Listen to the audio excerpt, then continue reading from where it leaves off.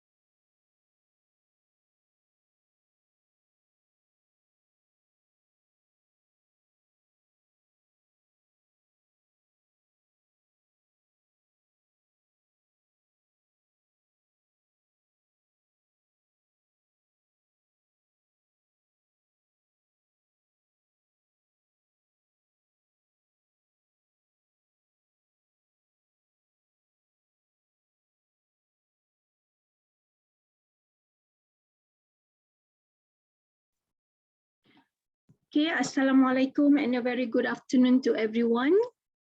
Waalaikumsalam. Okay, shall we continue? Right, so what I'm going to do in the next 2 hours, okay, and also while waiting for them to come in, so the first 15 minutes, I'm going just to share with you how it looks like when writing a real chapter 3, yeah, okay. So let me share with you one of my students. Okay.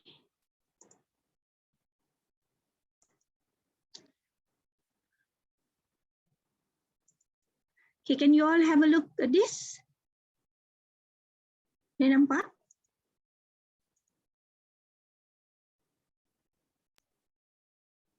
Boleh, Prof. Yes. Okay, all right, okay. So this is one from my students who have graduated last 2 years, okay. No, in December 2020, yeah, okay. So as usual, as I mentioned just now, okay, in the introduction part of the chapter 3 doesn't need to be very lengthy, just telling us, okay, what is the focus of this chapter 3, yeah. And then you have your research paradigms. So basically, research paradigm is about the whole domain and the philosophy that you want to chart your research. Okay. So, say some of the jargon. So this basically you can pick up from the book or any articles. Okay. But please, yeah, okay, I noticed that when I read the student thesis, some of you like writing another research methodology book in your chapter 3. What you need to do is that you need to imply what you have written, what you have understood from the deductive or paradigms into the context of your research. Yeah. So don't so much writing about the theoretical part. Okay, for example, yeah, after he has described about the research paradigm and he's adopting the deductive reasoning approach, okay, and you need to mention how it was applied in the thesis, in your study, okay. How do you conceptual your theories, yeah, okay. So that is the thing that we want to see, your ability to imply those theoretical perspective of research methodology in the context of your study. Yeah. Okay. And he explains about the research methodology, which consisted of 2, qualitative and quantitative. Yeah. Okay. Right, I just scroll slowly, if you could see that. Okay, and then he also explained a little bit briefly, yeah, about the research design, which contain the population. Yeah, so research design, basically these are the things that involve, yeah, okay, population, the sampling, questionnaire design, data collection approach, and data analysis technique. Okay, right, and then you will discuss about the population framework. Okay. In this case, the student is doing in Pakistan, in the area names Balochistan. Yeah, okay. And of course, he has to mention why Balochistan. He has to make a reasoning, justification why he chose Balochistan. Yeah, whatever area or district that you chose, that you must justify. Okay. Then the unit of analysis, okay, the sampling technique, okay, in this case is using a very convenient sampling technique, non-probability sampling basically, okay. Then he moves on, so you see the sampling technique process from the geographical into the colleges and then to the questionnaires, and then yeah, how many questionnaires were sent and how many questionnaires were written. Okay, sample size, so basically he's using the KG and Morgan, right? And then the questionnaire design. Okay, this part that I need you guys to pay a little bit attention. Yeah, okay. All right. I want to highlight something here. Okay, 2 vocabulary that you, as a student, you must understand. The word adopted and adapted. if you are using, if let's say you say that, okay, this questionnaire, okay, the turnover intention was measure 5 items adopted. The word adopted meaning that you are taking 100% solid from the source of reference, from whoever. Yeah, in this case, he's taking from the Sinamo and Gardner 2008, and from Berkeley, from and O'Reilly, and you have to tell us, okay, which item you're taking from the various sources. Adopted, there's no changes being made. Yeah, so you are taking 100% from the original source that you have cited. Okay, but if you adapt, okay, let's see whether it has the words any. Okay, this is also adopted. Adapted means that you are taking from someone and you make some modifications to the original item statement. And then that is why you use the word adapted. Yeah?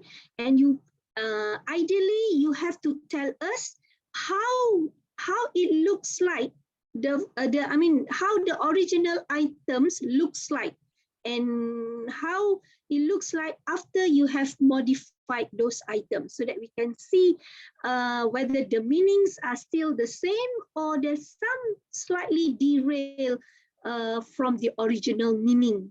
Yeah. Okay.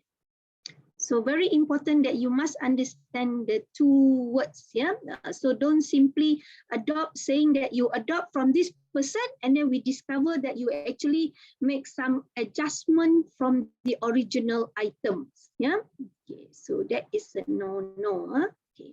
So in this case, basically he just purely okay. So this is an example how you should present in your research methodology chapter if you adapt the questions or the items. Okay, so you look at this table for the measurement of organization reputation. So the original items looks like this, and after he has adapted it, yeah, he makes some changes. The items looks or designed in such a way. You see, right? And then we, as a supervisor, make sure you guide the student to ensure the meaning is still remain the same. So maybe some minor changes, for example, from our firm to my institution, or our company to your company, for example. Yeah, and then cite the author's name. Where do you get the original item from? Yeah, so this is how it should be presented in your research methodology chapter if you adapt the items from the original source. Yeah. Okay. And then, so each of the variable has to be presented very clearly. Yeah. Okay. How many items? What are the scales?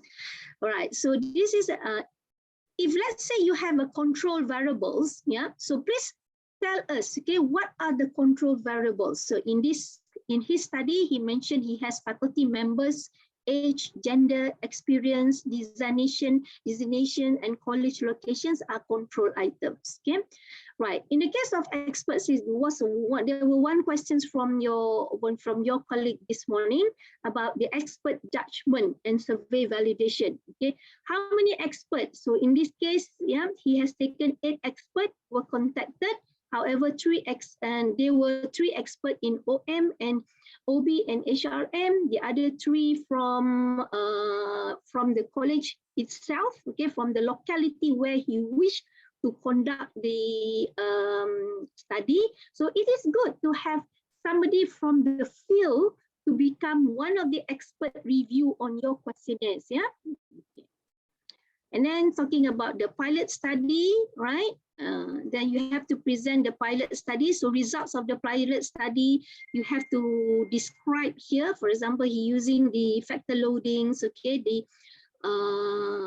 he using the factor loadings PLS through the PLS, okay, so basically to check on the reliability of the factors, yeah, okay, so it got to be presented. Don't just put a one sentence, well, pilot study was conducted among blah, blah, blah, blah, blah, that's all, okay, so you need to present the results of the pilot study in the chapter 3. Yeah. Okay. And then you move on writing the data collection, okay, the survey methods, okay, since the time horizon is on cross-sectional study, so mention that, okay. And now he move on telling us what sort of analysis that he's going to use, okay, later on. So he's using about the SEM, okay, tell about the SEM, what is the purpose of the SEM, okay.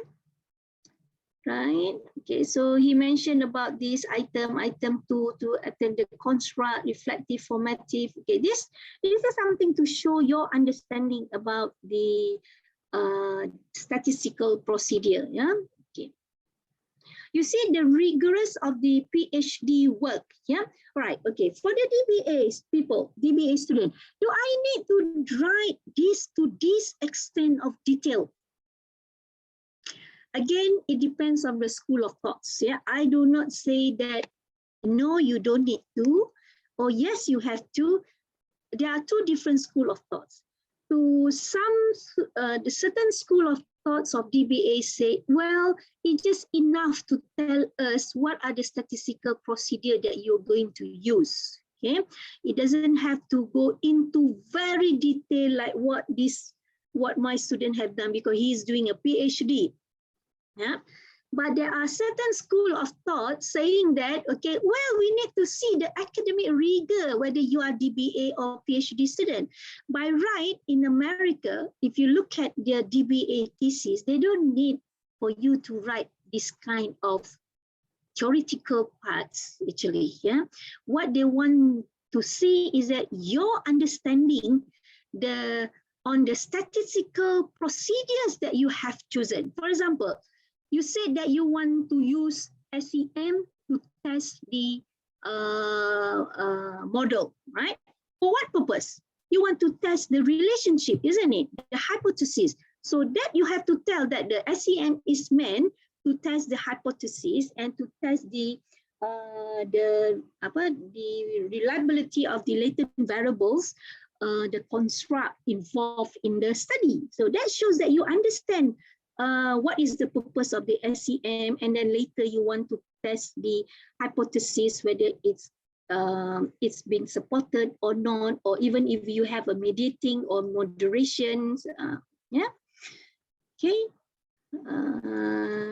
Then so he described the first order, second order, because he has that intervening variable. So you need to understand, as a PhD student, if you are a PhD student, I would expect you to be very thorough on what you describe on the data analysis procedure. Yeah. Okay. Okay. What else? Okay. So because this study involved quite a number of variables, and it involves also intervening and moderating variables, so you can see the rigorous of the statistical procedures that he has to undertake when he conducted his research. Yeah. And then the last part on the ethical considerations, for example, in this case, because he needs to protect the participants' rights and privacy, so therefore he has to sought approval from the participating colleges principal. Yeah. Okay. So if you have that, you please mention that. And last part, you have to summarize the chapter. Yeah. Okay. So that just gives you some idea how the chapter 3 looks like. Okay. So basically, it all comes in about like 30 pages, something like that. Yeah. Okay. Okay. Any other questions? Any questions? Right. Okay. So now we're going to move to the second part. I'm going to share the screen. Okay. All right. Okay, so we're going to discuss on what are the elements involved in the data analysis. Yeah, so and this I'm not going for the chapter 4 yet. Okay, but yeah, chapter 4 basically. Yeah, betul lah. Okay, right. But before that, okay, I have discussed with you the learning outcomes, okay, of this data analysis, and just to show to you, all right. So these are the stages that involves in data analysis. Okay, basically there are 6 stages that involve. First, you have to do the data screening. You have to conduct data screening. Yeah, okay. You have to ensure any outlier, any missing values. Okay, so how do you a quick way, in a simple way, whenever, for example, that you use a questionnaire design. Yeah, you use a survey method to gather the data. Yeah, okay. So for every questionnaire received or collected by you, okay, please go through those questionnaire. Yeah, best don't waste time. Quickly,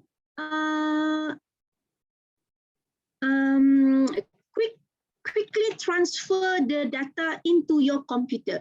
But if you are collecting your data through the Google form, so it's quite easy. There's no, you have reduced the difficulties of keying the raw data into your input template in your SPSS. Yeah. So the missing value is actually can tells you when you flip through the questionnaire. If let's say you receive it physically, yeah, the copy of the written questionnaire, so you can flip through any missing item which was not ticked by the respondent. So you have to put aside. Those 100% fill up, that is considered as the accepted respondents for analysis. Yeah, okay. So you ensure that there's no missing values. Yeah, because once you key in the data and suddenly there's certain question which is 0. So please don't lie to you and don't lie to your readers that because I just put 1, scale of 1 or scale of 2. No, if it's 0, meaning they are not able to answer, so you have to discard the respondent. Yeah, okay, so you have to do that data screening process. Yeah, and then you have to check the outliers or normalities. Okay, okay. The data screening can also be done through the SPSS. SPSS at the moment is the version 25, right? Okay, so you can do that through SPSS, whereby basically when you enter the data, right? So the SPSS we read through how many missing values are there, right? And the second one, the outliers and normality. So you have to check those outliers using the Kaiser. Normally the quite common one using the KMO, yeah, Kaiser, Meyer, Olkin, right? You can use through the SPSS, okay, basically test the skewness on the skewness of the distributions of the data. You want to see whether it's skewed towards the left or skewed to the right, okay? So all this information needs a little bit understanding on the statistical procedure. Okay, once you have done the screening of data and then check the normality or outliers and any biasness. Okay, you must run the descriptive analysis, and descriptive analysis can only be done using SPSS at the moment. So basically we want to see the frequency of the describing the profile of the respondent. If let's say you have 100 respondents, yeah, so we want to see how many gentlemen, how many ladies, what is the basically from your questionnaire, the profile of the respondents are being described under the descriptive analysis. So basically you are using we need to know the frequency and the percentage and the mean and the standard deviation. Yeah, okay. So once you have done that, okay, then you must run your measurement model analysis, okay, to check the strength of the variables, yeah, in terms of the validity and the reliability of the variables that you measured. Yeah, okay. Basically, we are measuring the items. Yeah, to what extent those items that you have selected actually measured what it's supposed to measure. Yeah. So you need to understand what are the indicator loadings, Cronbach alpha, the composite reliability, AVE, cross factor, Forno. These are some of the statistical tests that you need to use. Yeah. Okay. So don't worry, Prof, I don't know what is it, but at least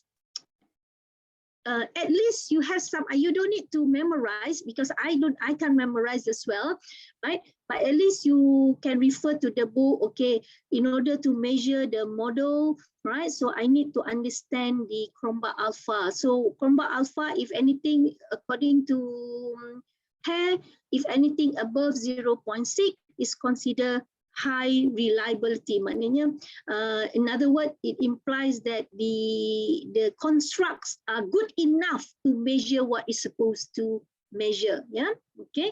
And then the validity test, okay, if you use a construct validity or content validity, so basically it's looking at the loading of each of the items. And of course, during the analysis, okay, you have to get your statistical expert to tell you, okay, if there are any items that needs to be dropped. Yeah, of course, you have to follow certain rules. For example, like if you're using hair, according to hair, if anything less than 0.6, you have to drop and then run again the composite reliability, the AVE, right? And see what will be the Cronbach alpha values again. Yeah, okay.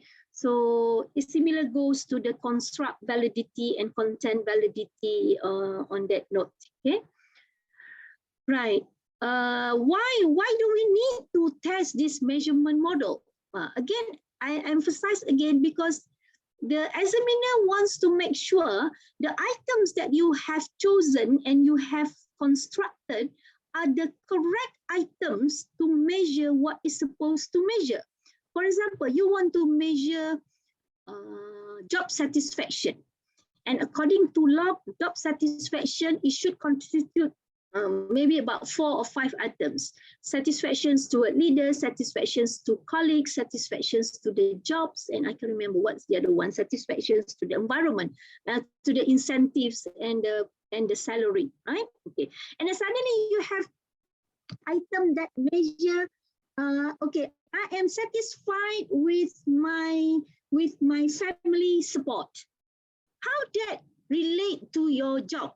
From the common sense, it does relate, because if my family support me, then I should be happy working there. Maybe from common sense, it does make sense. But when you run the factor analysis or the AVE, right, it will tell you whether it is loading well or not. So anything that loads beyond 0.5 for every single item, that's considered acceptable. Okay, and then the software will do all the crunching, the calculations, and produce the final Cronbach alpha for each of the construct. Construct means variable, for each of the variables. Yeah. Okay. If let's say another possible possible condition whereby, let's assume the construct the Cronbach alpha for the variable less than 0.5. Okay, so don't easily or quickly discard that variable. Go back to the indicator loadings, okay, for each of the items, because from the output generated from the software, from the statistical analysis, you can see what are the loadings for each of the item. So anything that less than 0.5, discard it first, yeah, you remove that, and then rerun the analysis again. Then see whether is there any changes on the Cronbach alpha for the variables with the reduce of items which are less than 0.5 loading. Yeah. Okay. After you have done, you have checked the validity and reliability, then you move on to the structural model test. Yeah. So basically, the structural model test is to help you to ensure the model is fit. In the layman's, because what is the model? The model is your research framework. Okay. You see, when you draw your research framework, you have that connection between your IV to your dependent variable, or between your IV to your intervening variable, then to your dependent variable, right? So you want to see the whole model, is it fit or not? So those days, during my time, I'm just using the regression analysis, okay, because we don't have that smart PLS. Okay, what we know is that in order to test the model, I have to run the regression analysis or multiple regressions to check the coefficient determinations, the R squared. Yeah, and from that output, I can see what is the R squared, what is the effect size, the F squared, and the no, at that time we have a Q2, I can't remember. Okay, but basically the R squared and the F squared is there. So we can detect whether the model is fit or not. So if the R squared is more than 20%, well, R squared basically, it tells us the dependent variables, the effect of the dependent variables from the IV, the independent variable, is only constitute to 20%. But if the effect size is significant with a p-value less than 0.005 or 0.000, right? So that indicates the whole model is fit. So in other words, your research framework is right. Yeah, it is correct. It makes sense for you to study the research that you want to embark on. Okay, right, Prof. There one question last time. Okay, Prof. Is there any possibility that the model is not fit? The answer is yes. Well, now what is going to happen? I have to turn back to chapter 1, chapter 2, and chapter 3, chapter 2, 1 and 2 to realign my research framework?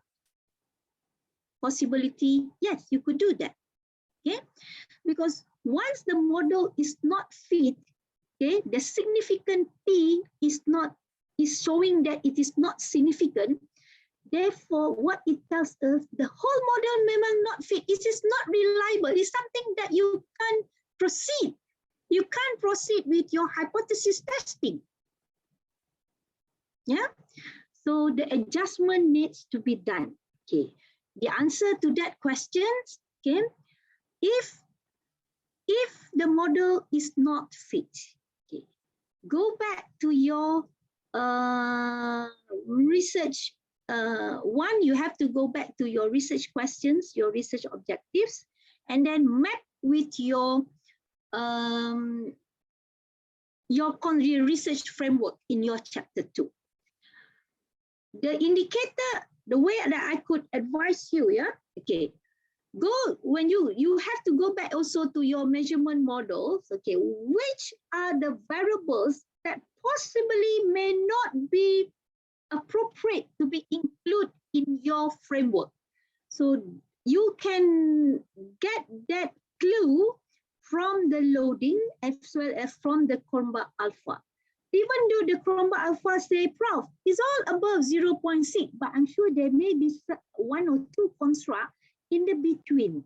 Yeah, maybe 0.68, maybe 0.599. So try to remove that, adjust your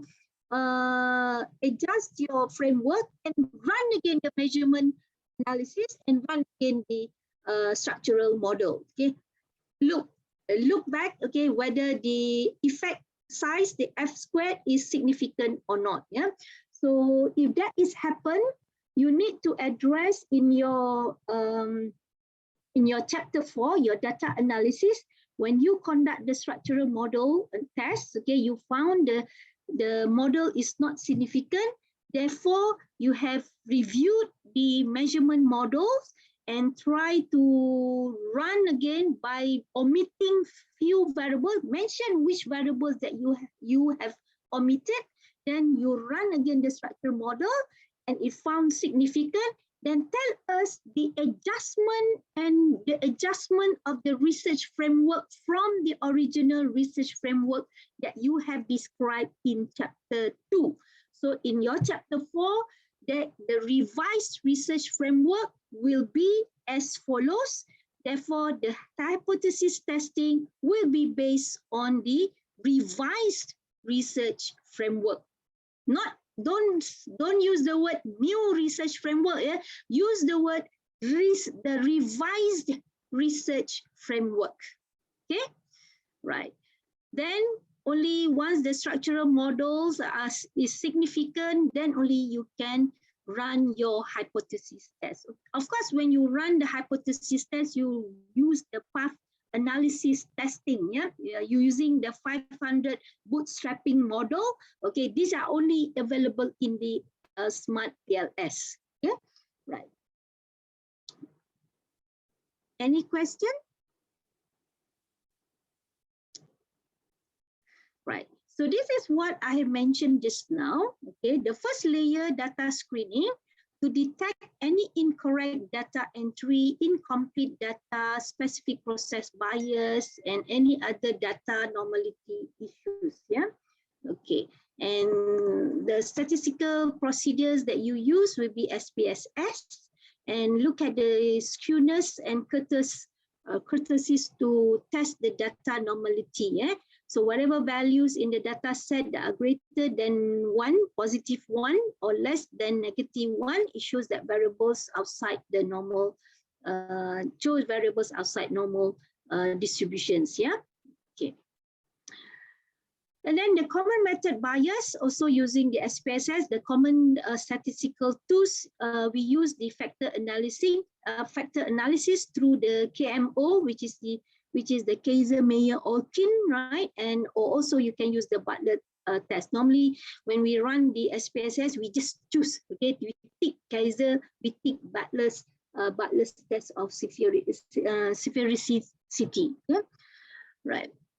So this one to see test whether the result were biased by the common method component and whether a significant portion of the overall variation was accounted by one factor. For example, yeah, okay, what it means here, okay, you have, let's say you have 3 variables, yeah, okay. When you run the Kaiser-Meyer, you run the KMO, you can check the factor loadings actually. You can check the, so you will see. Let's say you have 3 variables, and then you have 20 items, and suddenly in the very beginning you thought that variable 1 has 6 items, variable 2 have 4 items, variable 3 maybe have another 5 items, but when you run the KMO, suddenly 10 items skewed to the the 10 items were loaded into the factor into variable 1. So that shows those items are common to measure variable 1 as compared to what you presumed earlier on, that for variable 1 only 6 items, variable 2 another 5 items, and variable 3 another 5 items. So this is what it tells you, the common method bias. Okay, right. So don't worry. Okay, let's say if there is a common method bias, what will you? Because the rules under the KMO, we look at the positive side, yeah. If I can remember, positive. Okay, but if the indicators are strong, okay, so you should just ignore. It is acceptable, yeah. Okay. Right, then only you run descriptive analysis. So as I mentioned just now, to describe and examine the respondent profile. Yeah, okay, this is quite important. Okay, for your pilot study, just now we have mentioned this now. Okay, you need to run the pilot studies, whether you want to, if you're running using quantitative, if you are conducting your pilot study using quantitative approach, then you use SPSS. If you are using qualitative approach, you can use something like NVivo, Atlas T, or MaxQDA, and etc. Yeah, so there's a lot of software now available for both qualitative and quantitative methods. Okay. Right, for measurement model, as I mentioned just now, is to examine the validity and reliability of the items. Yeah, so it checks the internal consistency, reliability, convergent validity, discriminant validity, and are all factors to consider when evaluating the measurement models. Yeah, so these are among others that commonly use: construct validity, convergent validity. So today actually is very simple for you to run. Okay, the difficulty parts in the analysis is actually key in the data, the raw data. But if you are using Google Form, so that also helps you actually minimize your time spent to key in the raw data. Yeah, okay. And then when you run the reliability and validity test, so at one go you can just tick construct, convergent, discriminant, then the computer, the software will do everything. But as a scholar, what we need to understand is how to interpret those data. Yeah, okay.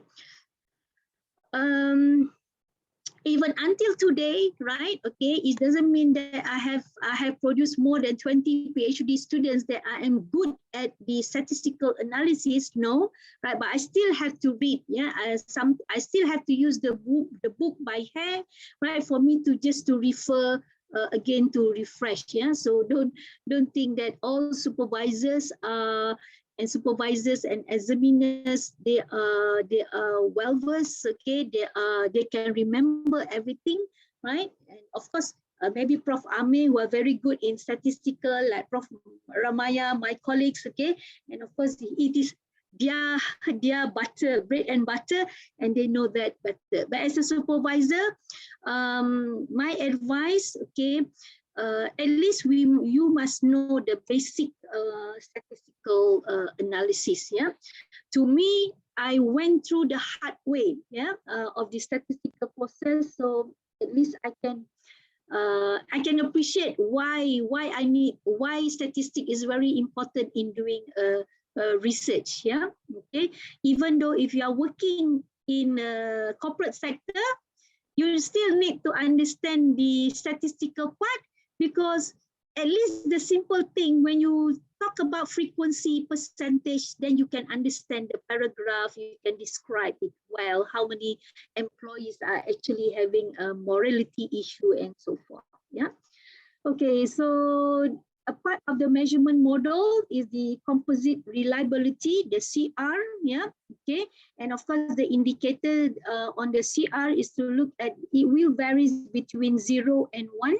And the reliability value above 0.6 according to Bagozzi and Yi, as well as He also mentioned, anything above than 0.6 is considered acceptable. I think I've read a few theses. I can't remember which scholar say something that 0.5 and above also acceptable. Well, I reserve my comment, but try to get at least 0.6 and above. Yeah, according. And if you're using Diamantopoulos in 2012, he said if between 0.7 to 0.9 is strongly good. Yeah, it reflects the constructs highly reliable. Okay, right. And then, okay, next one, the coefficient of determination, right? The R squared, this is part of the model, okay, for structural model, yeah, to test whether the model is strong, significant, okay, what is the variance explained by the independent variables to constitutes to the dependent variables, basically, the degree, yeah, okay. Can you understand? Yeah, R squared. So R squared, actually, we learned that since Form 6, actually. Yeah, a simple regression analysis. What is R squared? R squared is actually on percentage form. Yeah. So if let's say the R squared tells you 0.23, so that implies 23% of the dependent variable can be explained by the independent variable. So in other words, the independent variable contributes only 20% to the effect of dependent variables. Okay. Don't worry. Okay. In social science research, most likely you will get that kind of range between 20% to 40%. Very rare you will get between 50 to 75%. If you can really, you get an R squared of between 50% to 75%, that shows the model is really good, concrete, strong. This is another clue, yeah? Okay.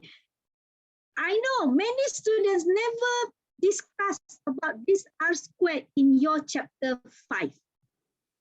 When you talk about the contributions to the body of knowledge, even contributions to the practicality, when you want to talk about policy implication. If, let's say, your R squared, okay, you have obtained 50 or 60%. 60% of the independent variables can contribute to the dependent or affect the dependent variables, meaning your framework can be a very significant contributions to the body of knowledge and even to the policy implication. You can suggest to your management or to the policymaker, hey, this variable must be addressed. Why? Because it's proven from the research that the model is highly substantial. Yeah, very rare students wants to discuss from this point of view about the structural modeling contribution to your research. Yeah. Okay. Next, the multivariate outliers test. Okay. I'm so sorry, it is not follow the sequence, but the first diagram that I shared with you, 1 to 6, those are the sequence. Yeah, but in my slides, okay, they're a little bit jumbled up here because of the row and the tables. Yeah. The outliers, as I mentioned just now, to see the extreme values on the total means of items, yeah, according to Sekaran. Okay, Sekaran is a good book actually for higher levels, like doing your PhD or master's levels. Other books also you can use, any research methodology books, so it may more or less the same actually. Yeah. Okay. You can use the whisker box plot inspection. Okay, it is all in the Spss when you test the outliers in the Spss. So click the whisker box. Yeah. Okay. So the structural model, as I mentioned just now, okay, normally we use that 5,000, sorry, not 500, 5,000 resampling using the PL. What it tells you that when the software, this clever person, yeah, this very genius person who have developed the PLS SEM software, right?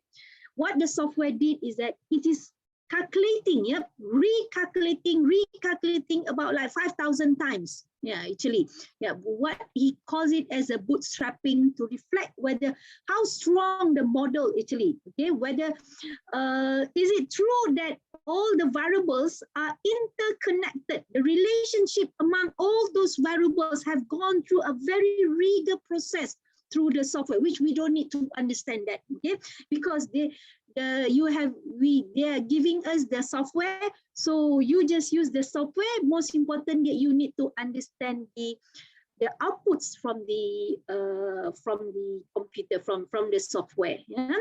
Okay. So the process of in the smart PLS, again known as the bootstrapping. Yeah. Okay. It's calculating. Yeah. It's over and over thousands. 5,000 resamplings of the data to ensure the relationships among all those constructs, yeah, among all those variables actually. Right, and also it involves if you want to test the mediating and moderating effect. So this is what the bootstrapping is used for, yeah. Okay, and the Hasse blindfolding. But what I would say to you, the path model analysis, which will tell you the Q2, the predictive values for it. The predictive values is the Q squared. Yeah. Right, and of course the SEM is actually is the software, right, that help us to measure the causal analysis to test, basically to test your hypothesis. Okay. Right. Those days, I remember when I wanted to test my moderating effect using SPSS. Okay, we have to do a number of stages, right? The multiple regressions, and then we have to do the calculation, inserting the moderating and multiplying it, and then key in the data into the input template, and then run again, and so many steps that we have to use to do manually actually before we could actually use the SPSS. Right, okay, the path coefficients, okay, the path coefficients from the path analysis modeling tests, okay, represent the relationship between the research constructs, yeah, okay. So the indicators there, you should look at the coefficient values between -1 and +1. However, +1 represent a positive and strong relationship, while -1 would represent a strong negative relationship, okay. This, for you to understand this, go back to your hypothesis. Okay, for example, yeah, your hypothesis say the higher the satisfaction, the lower the stress value. So you see the inverse relationship, yeah. The higher the satisfaction, the lower the stress level. Of course, it makes sense. Yeah, from literature also say that if you are satisfied with something, your stress level should be lower. Okay, so there is an inverse relationship. So the beta, you have to look at the negative beta. Okay. The stronger the negative beta, it shows that, right, the strong negative relationship for this kind of inverse relationship, yeah, higher, lower, yeah, higher satisfaction, lower stress. Okay, what if you have a positive, yeah, upward relationship, yeah, okay. The higher the satisfaction, the more reward, okay, sorry, the more reward I get, the higher satisfaction I will be, okay. The more reward is a positive, upward. The higher satisfaction is also upward. So the positive value with P, of course, it has to depending on the P value, yeah. The bigger the beta value, and if the p-value is significant, 0.000 or less, yeah, okay, or 0.05 and less, it depends on one tail or two tails. And this one I have to mention to you, yeah, please remind me, what's the difference between one tail and two tails, okay, right? That implies the relationship of this positive relationship between the more reward I receive, the more satisfaction I will. So it shows a very strong relationship. Yeah, because the rules is that the p-value must be significant. Yeah, right. When should I use the threshold of p-value equals to 0.000 or p-value equals to 0.1 and below, or p-value equals to 0.05 and below? Anyone can answer me?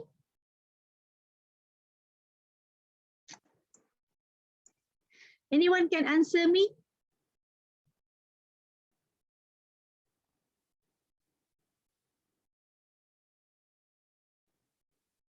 No one? No one? Okay. When you develop your hypothesis in your chapter 2, yeah? Okay. Remember this morning I asked you, is it a directional hypothesis or non-directional hypothesis? If it's a directional hypothesis, you should know already. It should be less than 0.0. You want to put a force, yeah? You want to force because it's only one tail, yeah? Okay. If it's a non-directional hypothesis, meaning it's a two tail. two tails, so 0.05 and 0.05 there. Okay, right. So you, as long as it's a positive, p-value is less than that 0.0, okay, it's significant. But I do not know whether it is inverse relationship or it is a positive relationship. I do not know.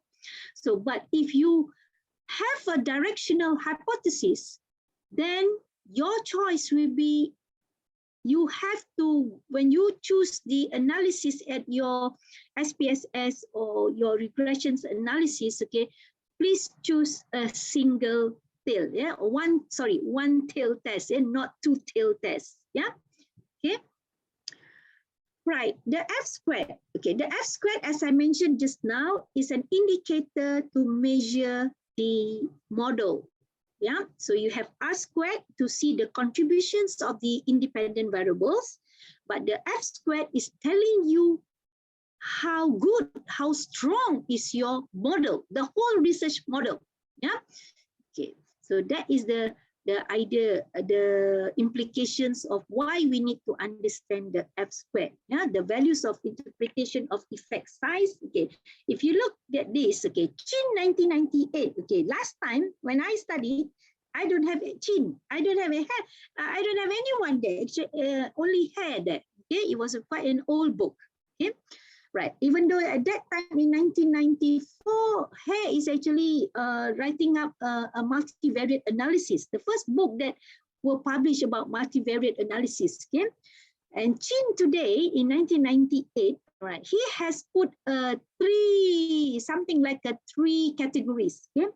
If the F squared, not F2, F squared actually, if the F squared greater than 0.02 and less or equal to 0.15, okay, it tells us the model is quite good but have a small effect. But if the F squared is greater than 0.5 and lower than 0.35, it has a medium effect. While if the F squared is greater than 0.3, it has a large effect size. So you can use that rules. Yeah, you can use that rules. Okay. And then the other indicators to measure the structural model, how fit is your model, is the Q2 that you need to understand. Yeah, the Stone Geyser aims to assess a model. Yeah, the Q2 also measures the predictive capability of the model, the capability, the strength. Yeah, strength of the model. Yeah. So according to Hare, if the value is greater than 0 for the dependent variable to show the predictive relevance on the structural model. So anything greater than 0, it should be okay. So it be able to make predictions, okay, from the independent to the dependent variables. Okay.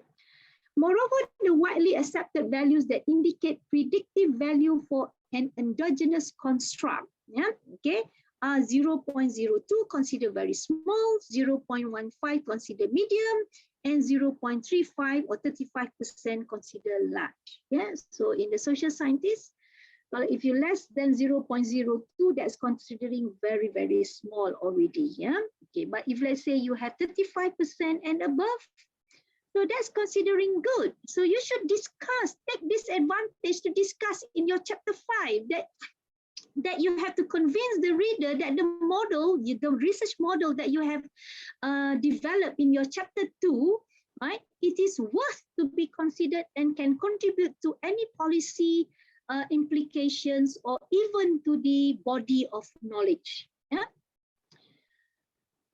Right, and then the mediating analysis, again, if you're talking about mediating analysis and moderating, you just use PLS SEM, use the bootstrapping path analysis model, okay, to test those effects of mediating variables and moderating. So don't get confused, okay, when the output generated from the computer, make sure that you understand very well to interpret the data. Yeah, okay.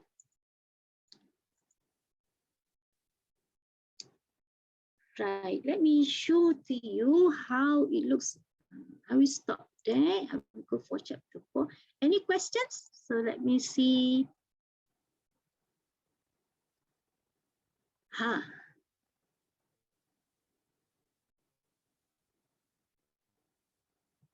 Okay, email, it is in my slide, yes, sir. Okay, there's one question from Isra. Okay, how to choose SEM AMOS or SEM Smart PLS for data analysis? Okay, it is actually software. So now this, Prof. Ami is there or Dr. Ula is there? Actually, nowadays we are using the PLS partial list sequential structural equation modeling software, the CSCM Smart PLS. And the rules that I was made to understand that the data has to be big enough, yeah, like 200 and above.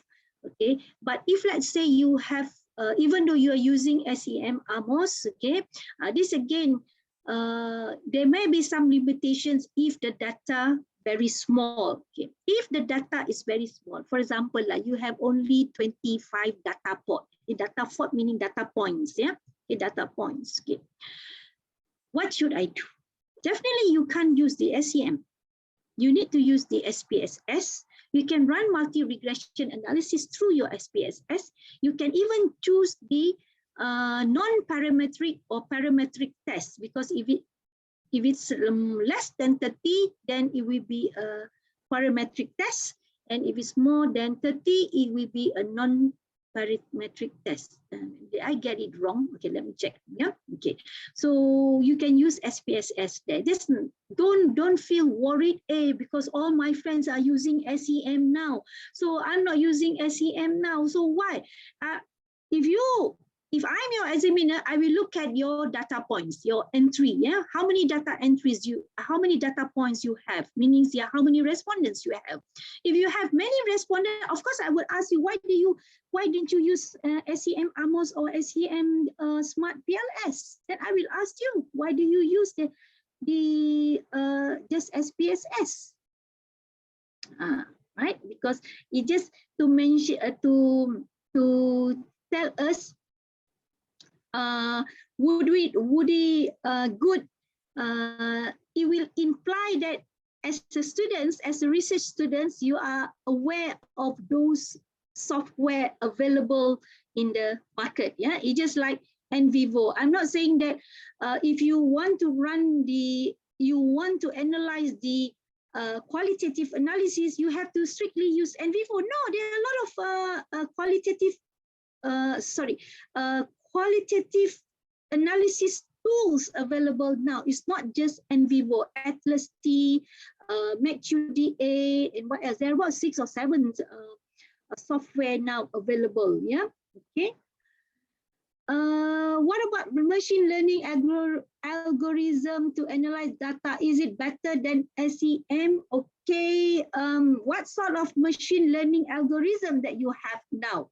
So is it a software? It is acceptable? Yes, no problem. As long as before you want to answer this, before you choose, go back to your hypothesis and the research content. What actually that you want to test, you want to measure, you want to achieve from your research. Okay.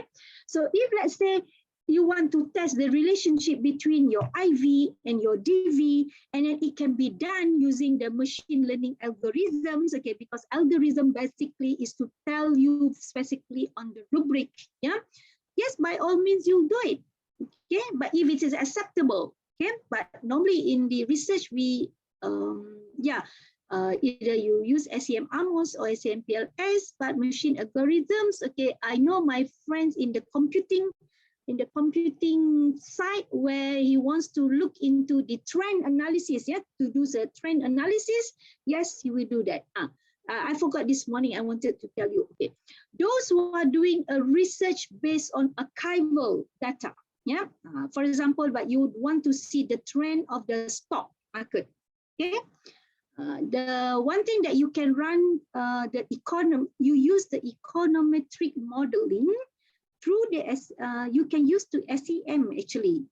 Anyone who are in the finance here? Any professor here in the finance? Prof. Amir, are you in? Not yet. Okay, later when Prof. Amir is, I will consult him. Okay. Right, I'm going to share with you something here. Prof, Yes. can I just ask, do Sure. we actually need to run a correlation analysis first before we run a regression? Is it a compulsory to run a correlation test first? Okay, not necessary. Okay, let me tell you. Okay, right. Those days when I was studying my PhD, so my first, after the descriptive analysis, I will run the simple correlation analysis.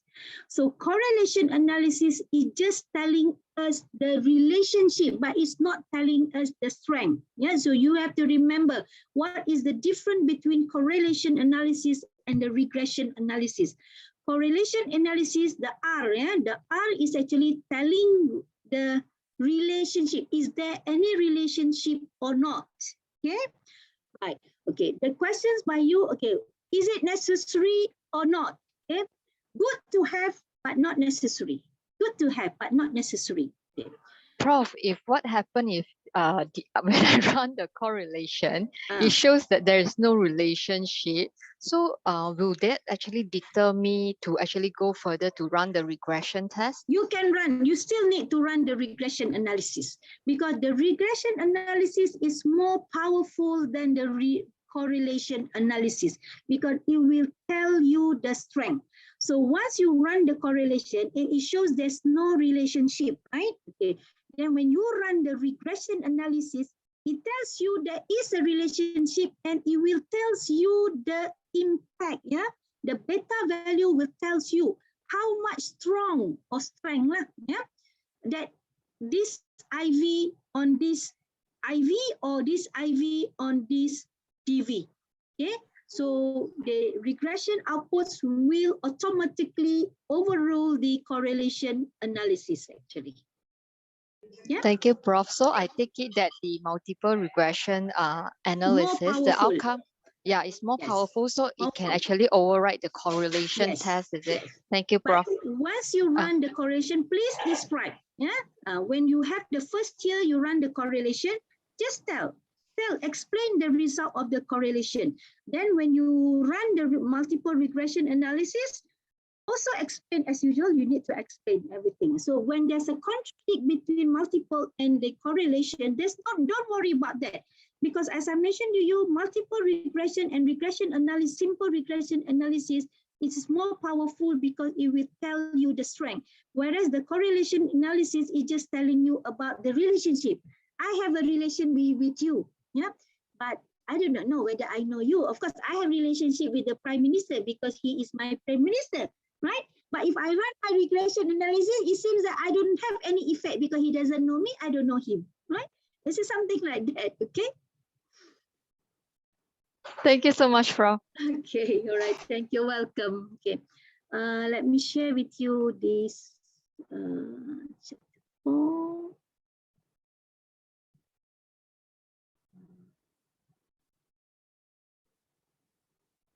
Oops, I'm trying to, okay, share screen.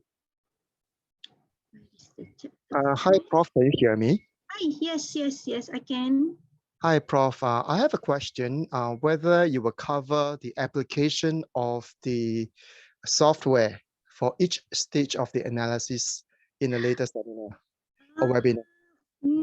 The application to show the software, no, I don't think I have that enough time to share the application actually. Yeah. I mean, it would be good to know how we can turn raw data, the survey responses, to the data analysis, the steps involved. And I think if you are unable to cover, would you kindly also recommend some resources that we can refer to? Okay, sure. Yeah, like that'll be good for us. Thanks so much. Okay, sure.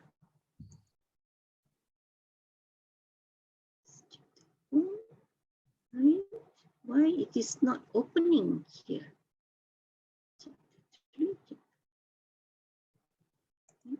Let me see.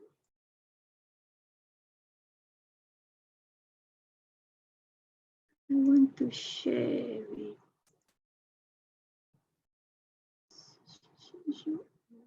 Windows.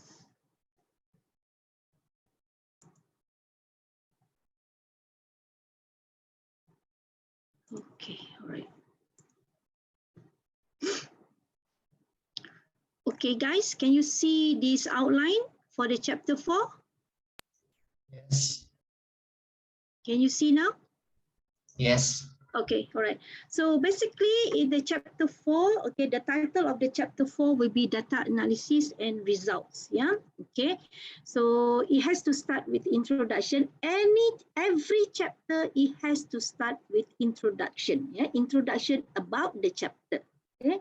And then you have to describe the survey responses. Okay, how many data were how many questionnaires were distributed, or how many interviews were conducted, yeah, and what about the responses if you are using a quantitative design, right? So tell us, okay, how many were distributed, how many were collected, and how many were usable to test the for further testing. If you are using qualitative design, you have to tell us, okay, how many were targeted, how many attended the interview or the focus group discussion, and then what are the key themes, yeah, because you are using a thematic analysis in your qualitative design. So what are the key themes, and what are the sub themes that have you derived from the analysis, yeah, okay. And of course, even if you are using qualitative and using quantitative data, you have to tell us describe a little bit the demographic profile of those respondents, yeah. In the qualitative design, okay, although I'm interviewing only 20%, and 20 people I'm interviewing, tell us who are they, right? How many gentlemen, how many ladies, okay, what are their professions, okay, what are the, maybe you ask about their income, their salary, okay, what range, and what is their highest education levels, okay, how long is have they got their working experience, and so forth. So you can describe in the profile, because I noticed that those who are working on the qualitative design, sometimes they exclude this part. I don't know why. By right, you should know who are you interviewing, right? You must have the background of those people you have interviewed, yeah? And then if there's any non-response bias, just now tell us, okay? And data screening process, okay? So these are the normal subtitles in your chapter 4, okay? And means and standard deviations and correlations, okay? If you're, let's say you're doing correlations, a simple correlation, just present. Okay, in data analysis chapter, you are just presenting, yeah, presenting the data, yeah, with a very minimum implying what the data means. Okay, I want to, this is about technical writing of your chapter 4, okay? Right, many of the students, even some a few my students also, right? When it comes to chapter 4, so these are the table, these are the diagram, or these are the bar chart, pie chart, or whatever graph that you want to put it. Okay, from the table 4.1, okay, the p-value is blah, blah, blah, blah, the beta value is this, so it shows the significance, therefore the hypothesis is supported. Stop. I said, can you imply a little bit? What does it mean when it is significant? Oh, I will read 5. Read your chapter 5. When it comes to chapter 5, very superficial, at the surface level only. You will repeat again the sentence that you stated in chapter 4 in your chapter 5. By right, in chapter 5, we do not want to see all those F squared, R squared, Q squared, whatever squared. We don't want to know that, because chapter 5 is purely on the discussion. The difference between chapter 5 and chapter 4, chapter 5 is about deliberations of the finding. How do you discuss further? But in chapter 4, is actually presenting the data in terms of tables or graph or whatever forms that you want, and to discuss the implications of the findings. Yeah, what I mean by implication, briefly, what does it mean by when you say the hypothesis is supported? So this implies that most of the respondents, okay, are happy with the working conditions, okay. For example, the working condition is very flexible, is very conducive. That's why the stress level is low, right? So at least that's one or two sentences that reflects to show that you understand what the results came from the data generated from the analysis. Yeah, okay. And then the path model, even in the means and standard deviations, okay, many students will put that, okay, this is the table for the means, okay, table 4.3, okay, reflects what is the mean. I said, what does it mean? What does it mean by the means and standard deviation? If you got a mean of 4.103, what does it mean? So majority of the respondents inclined to be agreed to the statement. So what does it mean when inclined to be agreed to the statement or to the construct? What does it mean? So write one or two sentences concerning the mean, standard deviations, and correlations, if you've done your correlations, yeah, okay. Path model specifications also similar. Okay, what does it mean by path model specification? You want to tell us the model is fit or not, isn't it? Right? The model is good, right? What is the R-squared values and so forth? Yeah. Okay. And path model analysis, okay, basically is to that it will zoom into details. Okay, the values that reflects the relationship with among those constructs, yeah, among all those variables, okay? And then you go one by one, telling us the assessment of the measurement model, okay, reflective measurement model. So whatever reliability test or validity test, okay, please describe and explain what does it mean, okay? Is it high validity or low validity or high reliability or low validity? So please describe, yeah, please tell us, explain that, okay? What does it mean with high? Don't just put, okay, according to HAC, everything 0.6 is considered high. So what? We want to know in the context of your study, your variables, okay? If your variables achieve 0.7, what does it mean? So it shows that the variables of whatever variables are the measurements for morality of employees, okay, shows a high reliability. That implies the items were able to measure the morality of the employees. Yeah. Okay. And then if you have the formative measurement model, okay, so this is where you can. Okay, some students just put one subtitle under measurement model, but in this case, one of my students, okay, he differentiate between reflective and formative measurement model, yeah. Okay, so the formative measurement model is trying to look into the relationship on the same time, yeah.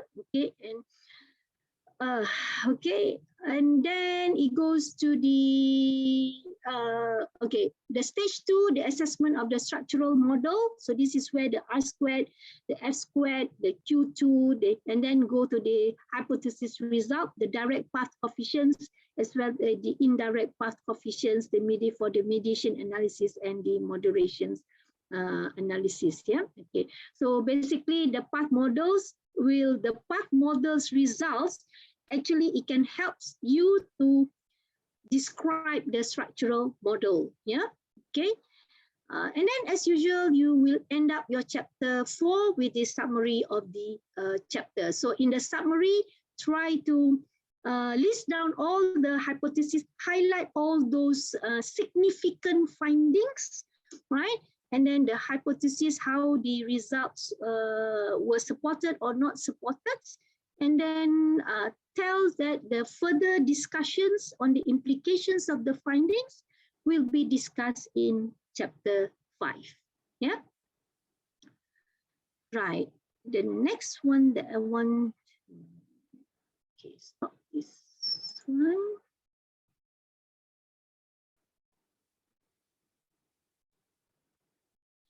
Someone want to see the sample of the thesis. Okay, I think you have to contact me personally. Yeah. Okay. I'm sure your supervisors also can help you to guide you where are the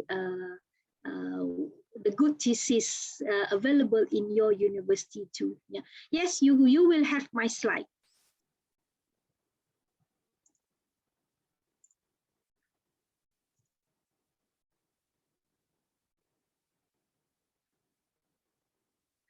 Okay, now this part C data interpretation is actually, I will discuss it the next week.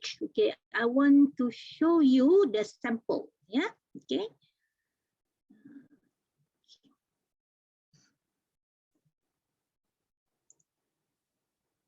Any questions while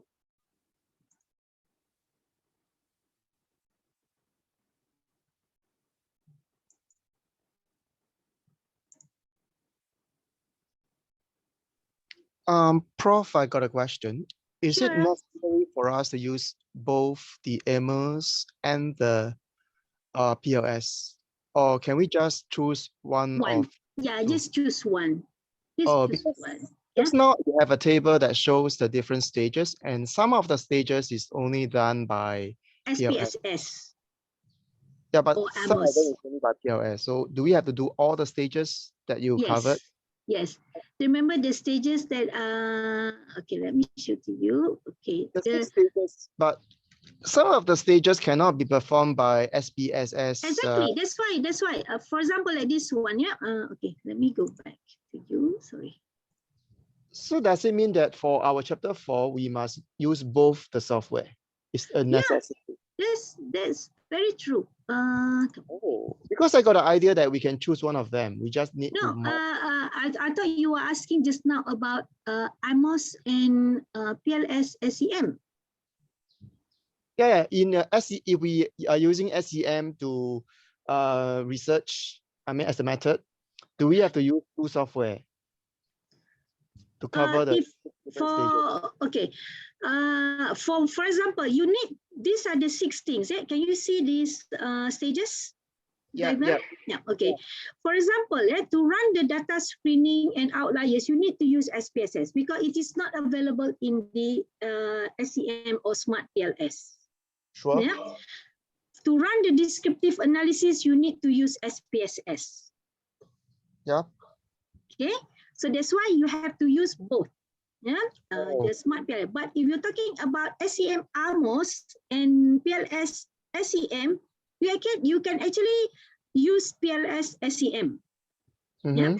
But the most important thing, the basic one, like descriptive analysis, the outliers, normality, you need to use SPSS because it's not available under the PLS. So is it possible that we use just SPSS AMOS? Okay, is it possible to use just SPSS to run the structural modeling and to run the hypothesis testing? That should be the question, right? Okay. Yeah, correct. That's the question.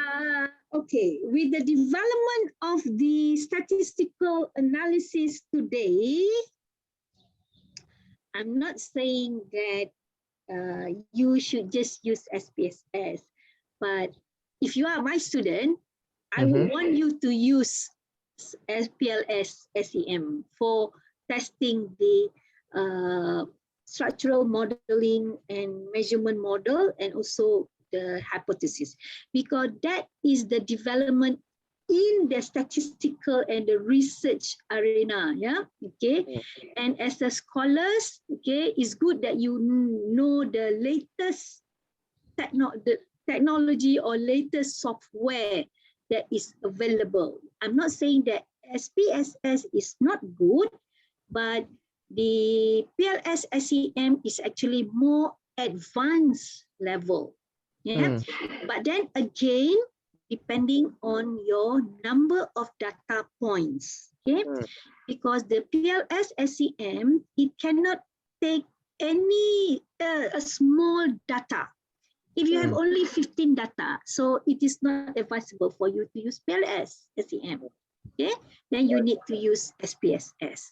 Okay, so whatever it is, it goes back again to the number of data points that you have. Yeah, okay.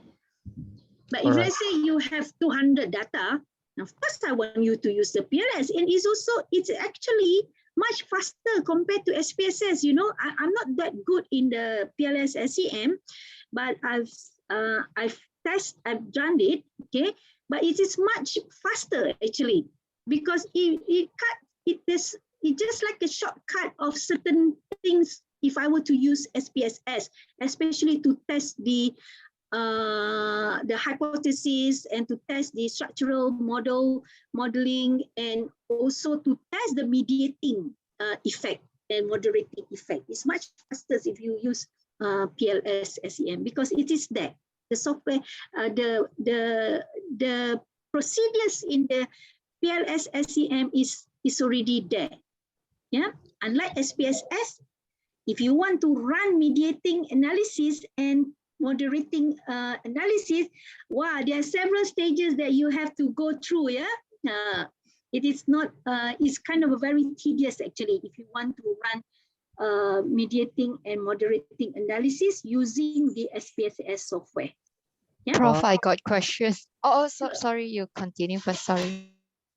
All right. Because like I'm aware that in Malaysia there is authority on SPSS. There is Professor Zainuddin. Yes. So I do have a copy of his book on this topic. However, I'm unaware of any detailed guidance on PLS. So are you able to recommend any I to think us? Prof. Zainuddin has written on PLS, right?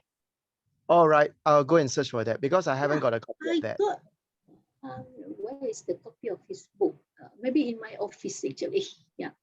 I'll go and search for that. So it's titled like PLS, right? Yeah, and even if you brush to Ramaya, if Prof. Ami can, Ramaya also is another scholar who actually very well versed on PLS and SEM, and also Amos. Oh, all right, sure. So I think I'll learn both since you recommend that PLS is a better way to test the hypothesis. Yeah. Thank you. Yes, okay. Prof, I have other Sure. question. Regarding about the SPSS and also the smart PLS, right? It was actually used on the more on the social science part and not on the finance part. I'm actually doing secondary data analysis, and I supposed to use either eViews or Stata.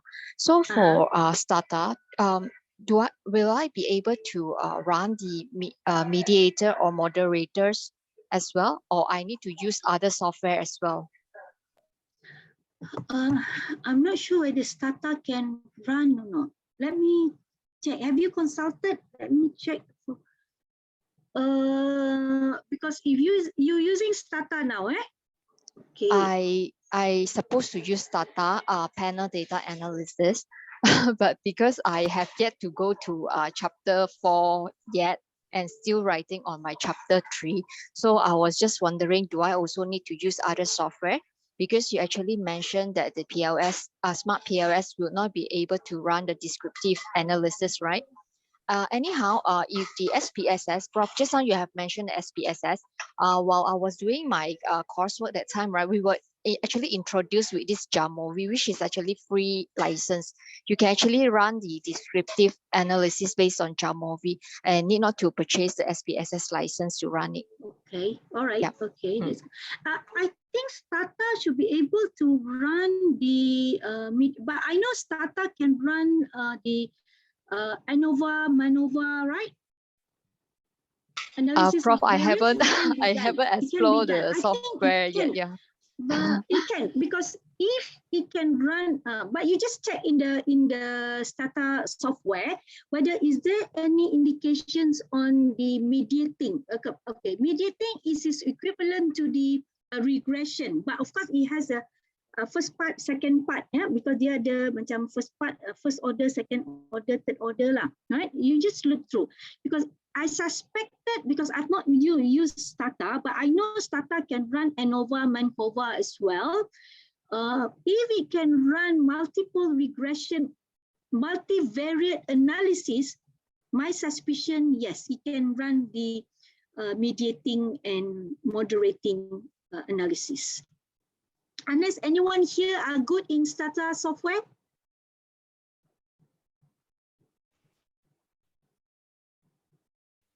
Anyone here? No?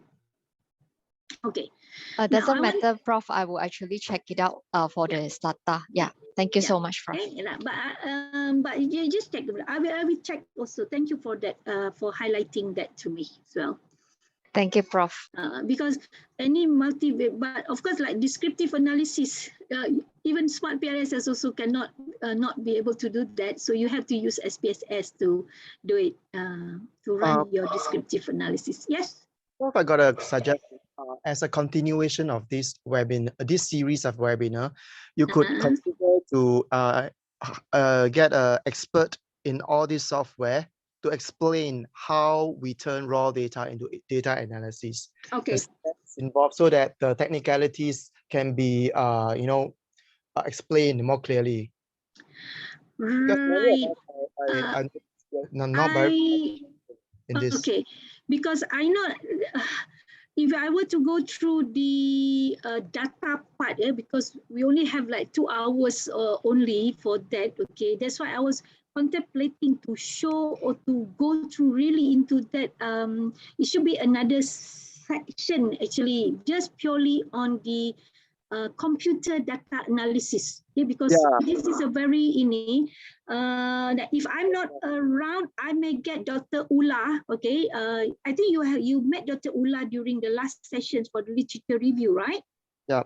Okay, he's expert in using the software, especially on the both SPSS, AMOS, and also Smart PLS. Maybe I will check with the organizer if we have that time actually to do that, okay, in next week. Webinar. Yeah. Then we can focus and we, because whatever you are describing is a very good overview, but to go to the hands-on is another thing. Yes, the hands-on that needs, you all need, yeah. Okay. Yeah. So like in research methodology that I'm teaching as well as Dr. Ula is teaching, so I will get Dr. Ula to actually show the software, in the computer, how it looks like, you know. Okay, all right. I promise to share with you some of the sample, yeah. Okay, let me show. Of chapter 4.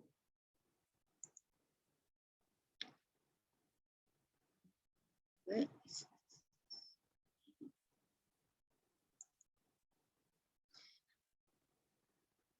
Okay, can you see now?